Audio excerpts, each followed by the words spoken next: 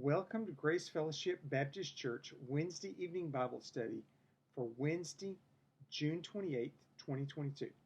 Today is Saturday, June 18th, 2022, and this coming week is Vacation Bible School at Grace Fellowship Baptist Church, so we will not be meeting in person for Bible study. This will be the recording for then. I will probably be too tired next week to record a Bible study. So I'm planning to do it tonight, and then we will finish up the book of Ruth tonight, and then in a week and a half, we'll discuss it, meet in person and discuss it. And then 2.5 weeks from now, we will start 1 Samuel. 2 weeks from tonight, I plan to record the first lesson on 1 Samuel. Tonight we are in the book of Ruth, chapter 4, and this is the final chapter of the book of Ruth. We get to close it up, wrap everything up, summarize, build the lessons that have been partially built all along, and finish. So verse 1, Meanwhile Boaz went up to the town gate and sat there. When the kinsman redeemer he had mentioned came along, Boaz said, Come over here, my friend, and sit down. So he went over and sat down. Boaz took 10 of the elders of the town and said, Sit here. And they did so. Then he said to the kinsman redeemer, Naomi, who has come back from Moab, is selling the piece of land that belonged to our brother Elimelech. I thought I should bring the matter to your attention and suggest that you buy it in the presence of these seated here, and in the presence of the elders of my people. If you will redeem it, do so. But if you will not, tell me so that I will know. For no one has the right to do it except you, and I am next in line. Okay, a little bit about the legal tradition. There was no formal judge or judicial branch in the government. In fact, there was not much of a government. Even cities and towns basically didn't have a city government for most cities. What they had was the people who were too old to do any work basically went into town and sat at the gate. And if people had things they needed judging, you got the correct number of these elders, the old folks that were sitting around together, and you presented your case, and both sides got to present their case, and they made a decision, and they talked it over among themselves, and the idea was people that old had wisdom, they had knowledge. They had judgment. They knew what was going on in the community. They were connected socially. And by sitting at the gate, they could conduct business. And a lot of the business that was done was things like land selling, buying and selling of animals and carts and things like that, houses, things that went on in the marketplace, buying and selling of food and clothing and smaller items. That could be handled between two people. Now, if they had a problem in the marketplace and, the guy in the booth said, the guy cheated me and he didn't give me the money he promised and I gave him the goods and, then you took that to the city gate and talked to the elders. Well, Boaz is one of those people that could be an elder, and he's probably planning to sit at the gate that day and hear what's going on, and it was a good place to get gossip. It was a good place to keep up with something other than your household and help pass judgment. This system also allowed that the clan quickly found out the information that when somebody made a sale, somebody sold a piece of land or whatever,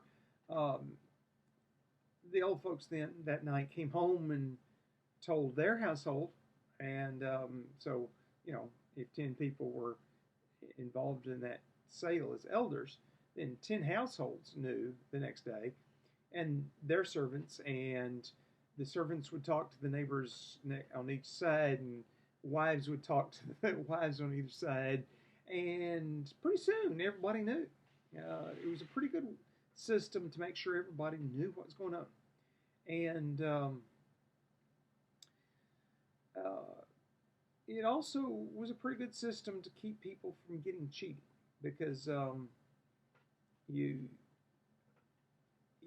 you were dealing with people that knew you and lived with you and lived near you, and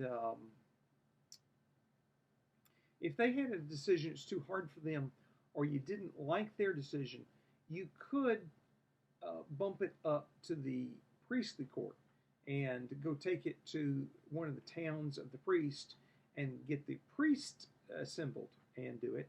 And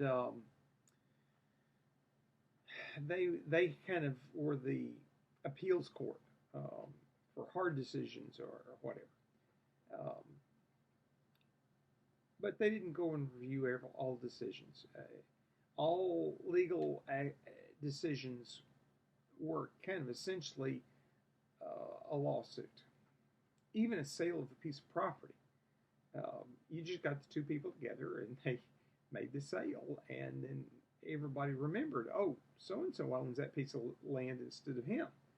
Um, there was no public records.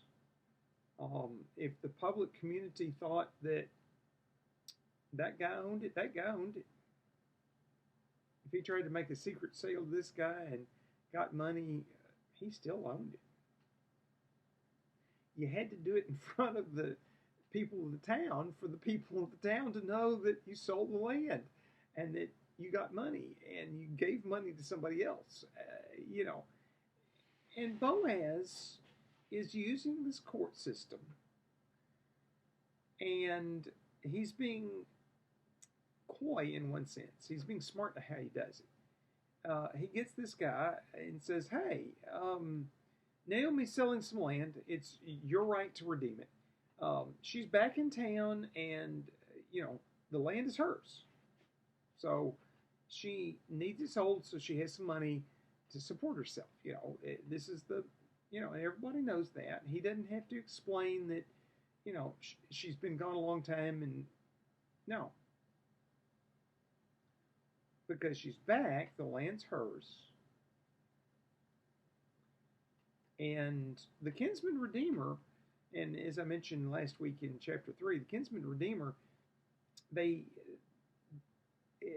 people viewed it as more who gets the land and who gets the wealth and the ability to produce goods and produce land and produce crops, and more than who gets married to who. We think of it in terms of marriage because we don't divide up our inheritances when children get married. They very often divided up the inheritance when the children got married, and the older folks then just moved in with kids, with whoever owned the piece of land that they had used to be living on, they used to own. So this man is apparently a young man, and he doesn't have any property. And so, when he hears, hey, Naomi has a piece of land for sale, he's thinking, hey, this is a good deal. I get some land, I get to farm, I get to be independent of Dad, I can, go start making my own living. I'm not going to be working for Dad anymore. This is what he's hearing. And so Boaz is set down there. Now, he's probably talked to the 10 men, 10 elders that he wants to hear the case, suit case. He's not, after he finds the guy, talking to them. He's probably talking to them, but I'm waiting for Joe to show up, and when he shows up, then y'all conduct business like you need to do until he does, and then when Joe shows up, y'all finish your business and then come over here. And when Joe shows up, he starts pointing them out and says, "Hey, guys, come over. It's time to do what I've told you about." And that's kind of the way that worked. And they kind of had loosely lined up cases, but big cases bumped small cases. Let's face it, sale of a piece of land bumps. Um, you know, Jimmy called me a name in the market, and is it blasphemy or is it just that I got my feelings hurt? you know, um,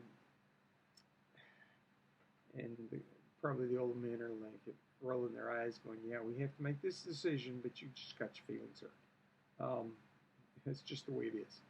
Um, and so when he comes, the kinsman redeemer comes in.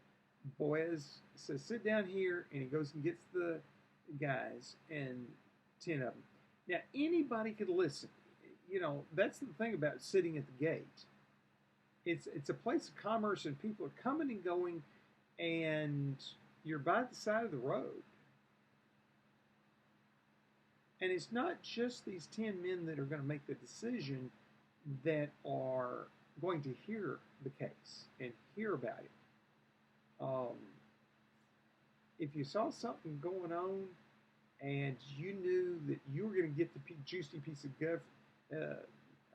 gossip if you stood around and listened to this case, and apparently this case wasn't going to take very long. It doesn't take long to read it.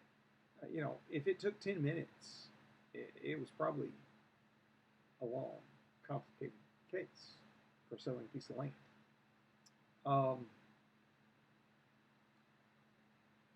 You could stand around for 10 minutes and hear it and know, hey, Boaz made sure that Naomi and Ruth were taken care of today, and guess who gets to marry Ruth?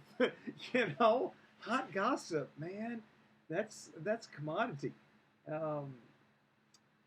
Bumps up your social standing. You were standing in the right place at the right time. Anyway, so and Boaz tells him truthfully, "Hey, this is an option, and you're the first guy to do it, and I'm next in line. That's why I'm bringing this case to you. I want it resolved. If you're going to do it, great. If not, I'm next in line. I'm going to take the opportunity." And the young man probably knows, hey, Boaz has got the money. If I don't do it, he's going to sew up this deal, and it's gone. And it'll be, after he dies before I get another chance at the land. And middle of verse 4, Boaz is just saying, and I'm next in line. And the kinsman redeemer says, "I will redeem it," he said. Then Boaz said, "On the day you buy the land from Naomi and from Ruth the Moabitess, you acquired the dead man's widow in order to maintain the name of the dead with his property." At this, the kinsman redeemer said, "Then I cannot redeem it, because I might endanger my own estate. You redeem it yourself. I cannot do it." So what the kinsman redeemer is saying is, I don't have children yet. And if I marry Ruth the Moabitess and she has a son that's going to inherit this land, I don't get any of Dad's land. He's not the first son. He's the second or third or fourth, fifth, or whatever.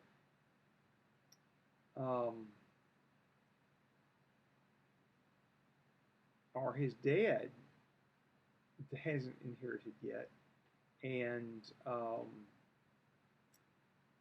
if his heir is getting somebody else's land and passing it on to them, Elimelech's name gets passed down, then he doesn't get anything. And that's why I'm saying this is a young man. Is after you're a certain age, all that's going to be settled out. You're going to have your own kids. You're going to have your own wife. Your inheritance is going to be secure. And you can acquire another wife like this and support her and, benefit yourself. But if he's going to endanger his own inheritance, he's young enough. He doesn't have children, and therefore the children he has by Naomi are going to get the inheritance from Naomi, not from him. And he won't get the inheritance he's due because of that. And it was a way to keep young men from getting too much wealth too young, and making sure everybody had a fair shot. Um, Somebody couldn't go around and go, "Hey, Dad, I'm going to inherit, but let me go marry all the widows in town and get a bunch of land, and then we'll be wealthy." No, you couldn't do that. There had to be a price, and that price was you might not inherit. Um, and it's definitely in the Hebrew an uncertainty. He doesn't know, and he doesn't want to take the chance. Um, his dad had some land, and he could inherit, but he doesn't want to risk Naomi's firstborn being the one that inherits all of Naomi's, or Ruth's firstborn being the one that inherits all of Naomi's land, and then any other children he has, including by Ruth, don't get any inheritance. And that was a possibility under that system. And so, he passes on it and says, Boaz, you do the job. I can't do that. Verse 7, now in earlier times in Israel, for the redemption and transfer of property to become final, one party took off his sandal and gave it to the other. This was the method of legalizing transactions in Israel.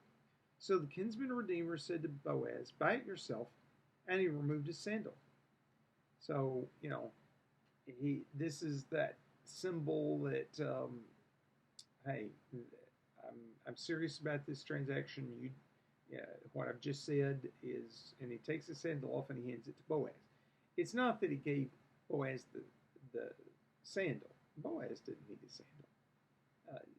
This was just a sign that they're making the transaction and it's public witness, and it doesn't have to be the 10 men standing around. It's anybody passing by on the road can see you take a sandal off and hand it to the other guy, and knows that, hey, there was land transaction handed out, and who were they, and what would they've been selling, and who's buying, and they would have probably had to ask around to find out who sold what and who bought what, but they knew the young man had passed on a chance to sell something or sold something. It passed up the opportunity to sell or whatever, and that Boaz was the one that received. And you didn't have to hear the words if you saw the sandal handed over. You knew a piece of property had been sold, and that Boaz bought it. The 10 men that were the witnesses, they knew the details. They would remember how much money was involved, what size piece of land was, who had owned it last generation, and the generation before that, and for all the way back to the beginning. That kind of thing. They were part of the public memory.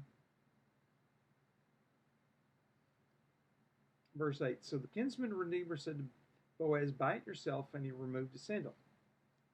Then Boaz announced to the elders and all the people, today you are witnesses that I have bought from Naomi all the property of Elimelech, Chilion, and Mahlon.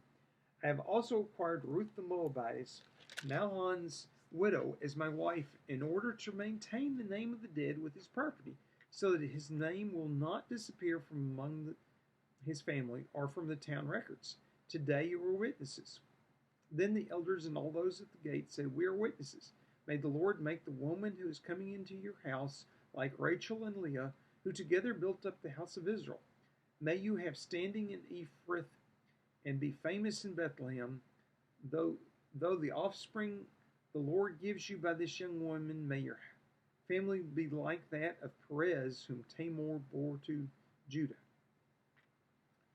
So Boaz is stating publicly that he's going to buy the property and he's going to marry Ruth, and that her children are going to be counted as uh,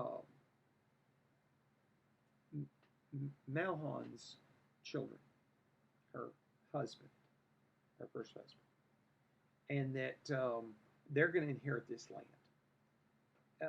This is a legal transaction. It's in keeping with the clan system that he's part of the clan. He's keeping Elimelech's name alive. The children will be counted as Elimelech's. Now, in a few verses, we'll count people kept up with the truth too. Yeah, sure. For who owned land, you were Elimelech and Mahlon's uh, child. But as far as who your daddy was, who raised you, that was Boaz.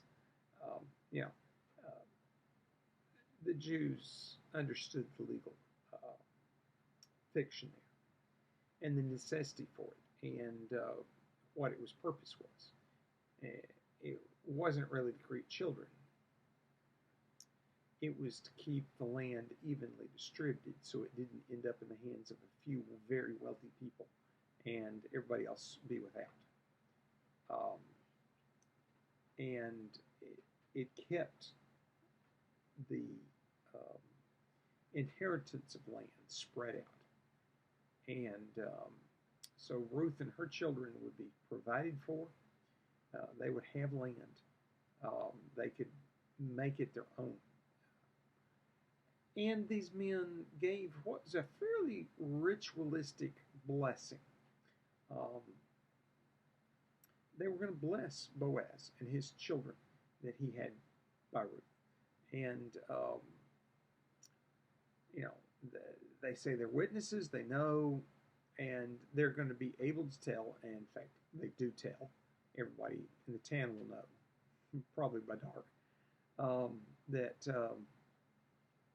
Boaz bought Naomi's land and is going to marry Ruth the Moabitess, and her children are going to be legally counted as Mahlon's children, but as we know, they're going to be biologically Boaz's. And but they give him the blessing that may his wife be as fruitful as Rachel and Leah. And it was not just Rachel and Leah. Rachel had 2 sons. Leah had 6. But the 2 handmaidens had others. And so, there was 12 sons of Israel. But they were counted as far as counting as being from these 2 formal wives, not the handmaidens that got used as wives but never formally married. As we dealt with it when we dealt with Genesis, Jacob is Israel. He's a conniver, and he had 2 formal wives and 2 handmaidens that he had sex with and had children by and accepted them, and they were semi-wives in one sense. They were his wives' servants, but he accepted that the children they had were his children, and he gave them inheritance like they were wives, children of his wives. Complicated family situation. And they're kind of simplifying it and giving the 2 women that gave the handmaidens to Jacob credit for the children. It's kind of the same situation that Boaz's children are going to be given credit for being Mahlon's children. and may she be that fruitful. Um, and they bless that he will have standing Ephrath and be famous in Bethlehem. In other words, the surrounding communities. Ephrath was kind of the district that Bethlehem was in, and it was the region, and Bethlehem was the town. And so, may Boaz be famous locally, and may the offspring of this young woman be fruitful like Perez. Now, Perez was one of the sons of Judah by his daughter-in-law Tamar. She had twins. Perez was the one that had more children. And so they're giving him the blessing that may Boaz have lots of children, and may their children, by her children, have lots of children. So they're blessing him that just blessing him that he has lots of children by Ruth and lots of grandchildren and a big family. That he will be essentially the start of a clan. Yeah, that's and it's a fairly ritualistic blessing in Israel. Different places in Israel, different of the ancestors may have been used. The two wives of Jacob, they would have been used all over Israel. Let's face it, you had to have been near Judah for Judah to be the important person.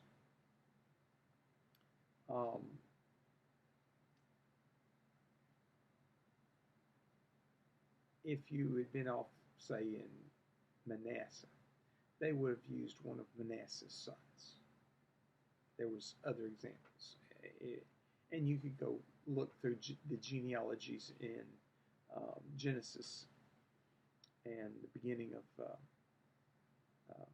Numbers and some of those other places where they are. Exodus. And, pick out other examples. And, each tribe probably had their own example of being fruitful and multiplying and that they used. But since he's from Judah, it's going to be the Judah examples that they use. And so they bless this marriage, they bless this union and the sale of land, and ask him, basically implore him to have plenty of children by her. It was a good thing to have lots of children. When you're working the land by hand, lots of people is necessary to produce lots of food.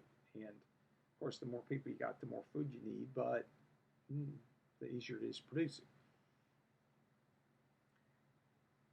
And so they give him their blessing, and he gets to buy the land, and he's made a public commitment to marry Boaz. Now, we know he does not run out that night and marry Ruth, because she continues to glean for the rest of the harvest season. In fact, while he's acquired the land that Elimelech used to own, whoever was farming it this year still gets to harvest their crop. The land was not sold. It was sold by seasons, by years. And it was sold at a price of how many years till it can be redeemed at the year of redemption of land? Every 50 years. And how much crop can it produce? And you were basically buying the crop it could produce in that many years. The average price of the crop. And the game was, you were supposed to, if you bought a piece of land, that you weren't going to inherit it in the year of redemption. It went to somebody else. You wanted to fertilize that land so you could maximize yield while you owned it. And then, in the year of redemption, it would go back to the original owners. And, you know, so it was kind of um, a game of maximize production without wearing the land out. Because if you just, cropped it and cropped it and cropped it and cropped it, it didn't take long for it to get to where it wouldn't produce a crop. It was become a useless piece of land almost, and take many years to recover. On the other hand, if you improved it too much, it would bear fruit for a long time. And in your redemption, somebody else would get your good land. So you wanted to keep maintaining it and keep it fertile and keep fertilizing it and use to maximize your crop. But you didn't want to overdo it and spend too much doing it. Because then when the year of redemption got here, somebody else would get all your effort and labor for having fertilized the land.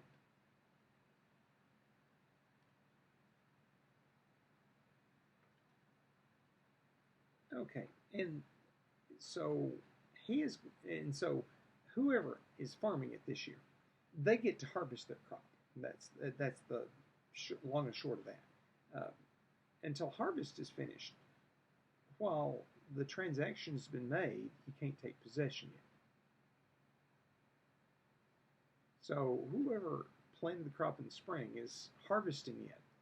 Ruth still has to glean the rest of the harvest season. Boaz is not going to have the ceremony and marry her until after she can get possession of the land. So while everybody knows Boaz has bought the land, he's bought it at the end of harvest season. He's going to marry Ruth at the end of harvest season. Now, admittingly, that's when it was a convenient time to have weddings too. The crops are in. Things are going to lie fallow for a little while. It's not time to plant. Okay, you still got to maintain your tools and all that, and repair, and that has to happen. But let's face it, there's a few months there on a farm where there's just not much going on, and that's a good time for all the social activities. It's time for weddings. Now, if you're young and hot-blooded, yeah, they wouldn't try to delay the wedding a whole long time. They might go, okay, we got 3 days here in between end of grape harvest and beginning of wheat harvest, and we can afford the two young people to spend a week getting to know each other and, miss their labors for 4 days at the beginning of wheat harvest. So, yeah, we can have the wedding and and the rest of us go back to work. And the two youngins can go. But let's face it, Boaz is old. Ruth has been married. This isn't a first marriage for either one of them. They can both wait. It's not imperative that it happen right now. They're not fixing to, get in trouble and have sex accidentally because they can't control their passions or anything like that and get in trouble, like some of the young might. So there's no reason for them to do anything but being deliberate and make sure that they plan the wedding feast right and lay in supplies. And you might as well let the harvest season finish so that there's plenty of food, and then you can have a good party.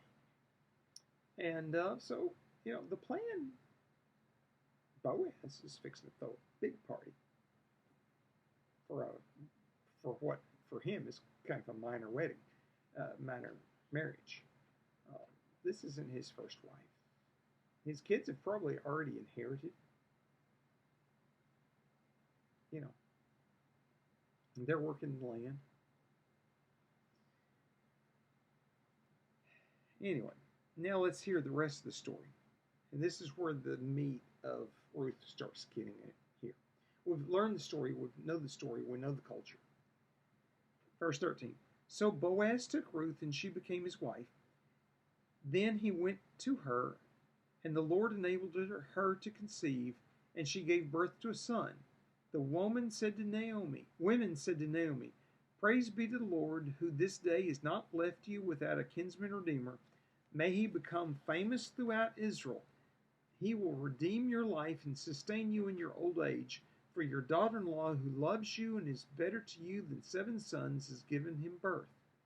Then Naomi took the child, laid him in her lap, and cared for him. The women living there said, Naomi has a son, and they named him Obed. He was the father of Jesse, the father of David. Okay, so Ruth has a son, who's Obed. He gets to inherit Elimelech's land. And if that had been all the story was, this would never have been written down. This kind of story probably happened fairly routinely all throughout Israel. Somebody was a widow. All the men immediately in her family had died. She had the right to inherit some land that was her father-in-law's, but she has no brother-in-laws to marry her and create children for her, and somebody further out in the clan marries her, this kinsman redeemer, and marries her, and she has a son. And if we knew every instance of that, it probably happened hundreds or thousands of times across the period of the Judges, possibly tens of thousands of times. This would not have been big news. Not even, somebody old marrying somebody young would not have been big news. That would have been probably the way they thought of, oh yeah, that makes sense. He's wealthy. He doesn't need the land. He can make sure that he provides for her, and he gets a young wife, and he gets some more children, and they get to inherit the dead man's land. And, it's just kind of the natural order of things. If the younger kinsman redeemer had married, they would have been like, wow, that's weird. He jeopardized his inheritance for that. But okay, Boaz is wealthy, he can support her, and then her kids can inherit Elimelech's stuff. Yeah, that makes sense. But if that had been all the story, God providing for 2 widows, it wouldn't have been a big deal. Yeah, the women bless Naomi and, praise her for having this grandson. And they give her credit for having the son. Kind of that's the legal fiction that keeps the clan together. And everybody admits, okay, Ruth the Moabite is part of the clan. Her kids are going to be part of the clan. And they named the son Obed. And, Obed is nobody. But his grandson is somebody.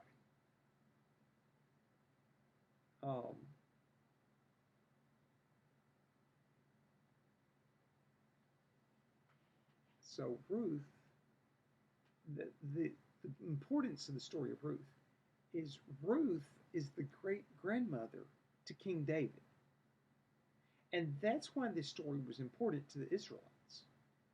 Their first, not first king, but the first important king. The one that made it a country and not just a collection of tribes and not just a loose confederation. Saul tried, but he couldn't handle power correctly. and it, the symptoms are very similar to bipolar. Um, he became bipolar with all that power, and he lost it, and God cursed him, and he didn't amount to much. Yeah, he actually helped bring the country together, yeah, but you know, David is the king, the founding king that made it a country and brought it together and created an everlasting lineage. But by the time this gets written down, they don't know for certain that it's going to be an everlasting lineage. Um, but he's the famous king. And that's why Ruth, being his great grandmother, is important. And Obed was his grandfather. Ruth's son, that inherited the land, was his grandfather. His father, Jesse, was Obed's son. Obed, when he got older, married and had sons, and Jesse was his son. Jesse became a wealthy man, and he had sons, David being the youngest of seven, and the seventh son. And David then became king. That's why this story of Ruth is important. And see, God's unseen hand, he's never mentioned. Ruth is one of those books where God is not mentioned. Except, I think, yeah, the elders mention Yahweh. Um, say, in their blessing, may Yahweh bless this woman. You know, so the Lord's mentioned there, but he's never seen as actively moving. But the way it's written, you know, God was orchestrating this event. And from hindsight, people in David's time and later saw, how did David get here? His great grandmother, was a Moabitess. Supposedly somebody who was supposed to be banned from Israel, but she worshiped Yahweh and she obeyed God, and God orchestrated events so that she would have a son that inherited and started this lineage that made Jesse a wealthy man. So that David came from a wealthy family. And when he became a good warrior, could become an important man of Israel. And then when Saul died, could become king. And they saw God at work. And God was orchestrating things. And that's why this story is important, is it's showing how God works and how God works to create David. And of course, David is a ancestor of Jesus.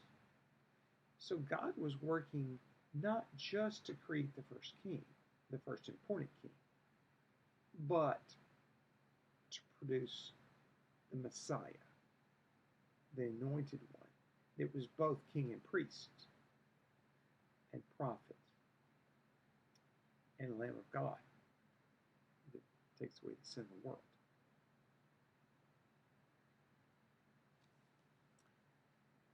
And then verse 18. This then is the family line of Perez. Perez was the father of Hezron. Hezron was the father of Ram. Ram the father of Amminadab. Amminadab the father of Nahshon. Nahshon the father of Salmon. Salmon the father of Boaz. Boaz the father of Obed. Obed the father of Jesse. And Jesse the father of David. And so ends Ruth. It gives the genealogy. And we get this genealogy of, you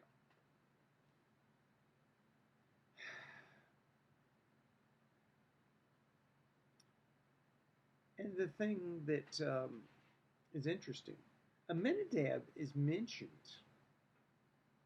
He's one of the men It leaves Egypt, but doesn't make it to the promised land. Nahshon, his son, was Boaz's grandfather. Ruth does not mention that Boaz's mother was Rahab, but in the New Testament, it's told that Boaz's mother was Rahab. So God is not just working out history, He's demonstrating His redemptive history, His mercy and His grace in this family by making people who, if you looked at the law, should have been the lowest of the low people in the land and are reviled by everybody, be the most important family.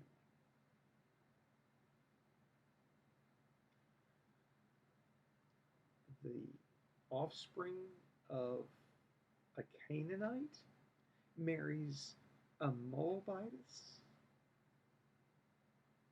and her great-grandson becomes king. That's redemptive history at work.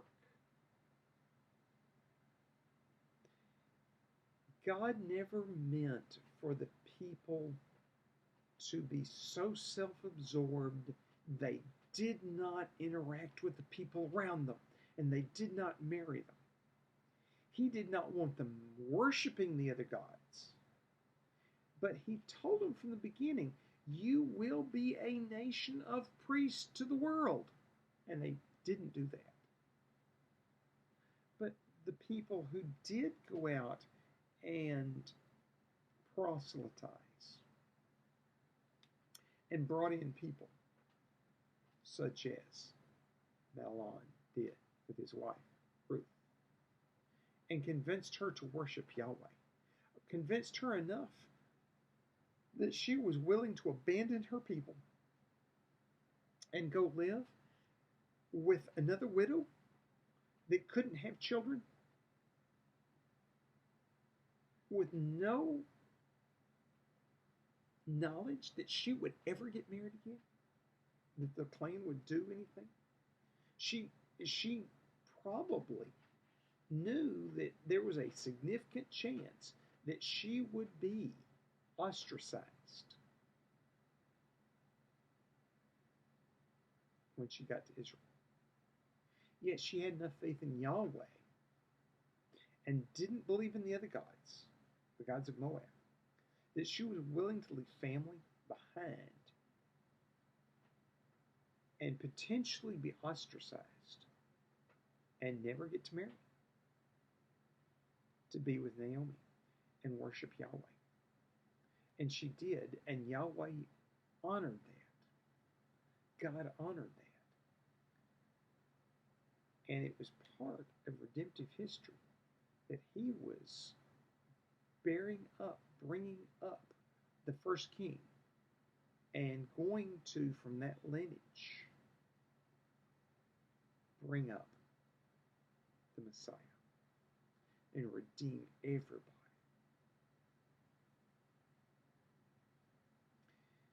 And Ruth is just self-contained as a family story. It gives David's lineage from Perez, son of Judah, who was fairly famous, and his story's well known. You don't have to, if you say Perez, everybody knows he's the son of Judah, and by Tamar, his older brother's wife, and that God killed them for being evil men, and that Judah then married, accidentally, he sired children by his daughter-in-law, which he shouldn't have done. And Perez is one of the children born, one of the sons born. and becomes one of the major clans in Judah. So, David is, yes, a descendant of Perez. And we give the lineage. Perez is so famous, so we don't have to mention his lineage. We know it. Everybody knows it. Even if you're in the book, in a tribe of, Levi or Simon or Naphtali or something, they know the history of Perez. So Perez is the ancestor that you start a lineage and everybody knows the rest of the history. And they give from Perez to David. Of course, this was probably recorded on paper, written down after David's important. That's why you don't go past that. David's become famous and he's become king, and so he has scribes and he writes this down. And it was a family story that they told within the family till then. And now it becomes part of the collective history of the country. How did we get our king? What is important in his family? Why is he important? Well, he's important not because he's pure Israelite. He's not. He's important because God is working a redemptive history, and that people that worship Yahweh are what's important. And, she was a Moabitess, but she worshiped Yahweh and she was fully accepted. And she wasn't the kind that led us astray. She's the kind that so leads and so teaches her son Obed, that he teaches Jesse, that he teaches David, that David is a man after God's own heart. We need to be that kind of parents, grandparents, great-grandparents.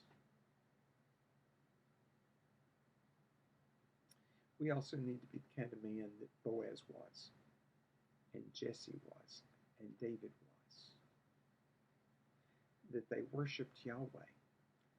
They were concerned about staying pure, but they weren't so concerned that they rejected people. Boaz could have rejected Ruth. Could have said, hey, you're a filthy Moabitess, don't glean in my field. And the people would have gone along with him. I'm not supporting you. I'm not helping you. You're not part of the clan. He could have done that. He did not. He accepted that she worshipped Yahweh and therefore was not in violation of the law, that you couldn't marry the Moabitess because they lead you astray. Well, if she's worshiping Yahweh, she's not going to lead you astray. She's going to lead you to the Lord. And he knew that.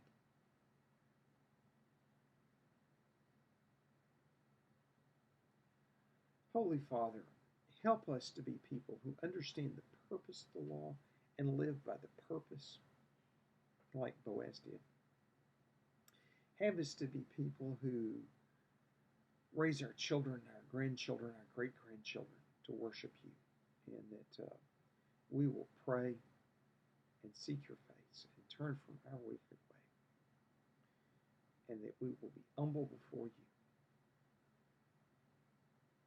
Lord, I ask that you work in our lives, and very often in unseen ways,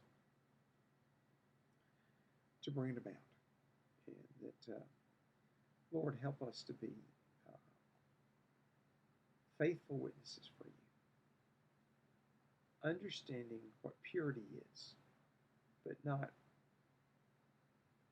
obeying it so legalistically that we miss the love. Have us to be loving people. In your gracious name, amen. And I hope to see you tomorrow morning at church. If I don't, I hope to see you all week long at VBS. And if you can't make it there, I hope to see you next week at church. Tomorrow is a very special day. Shout out to Annette, who it's her birthday. It's Juneteenth, celebration of the uh, General Order 3 that ended slavery here in the state of Texas. And it was first announced in Galveston on June 19th. Um, a very important day to celebrate. It's also Father's Day. Celebrate your father. Um, honor your father and your mother, but honor your father particularly this way, tomorrow.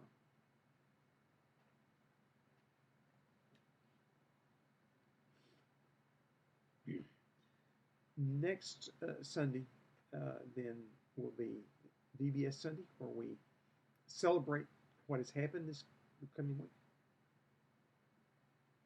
And if I don't see you then, I'll see you on Wednesday night, and we'll discuss Ruth and what's important about Ruth in the book. And then, if not, I'll see you back here on YouTube in 2 weeks when we start First Samuel. So, y'all have a blessed week. Have a blessed VBS. Stay cool, stay hydrated. This is going to be a brutal weather week. Pray for us, pray for VBS, pray for the children, pray for the workers. Have a blessed week.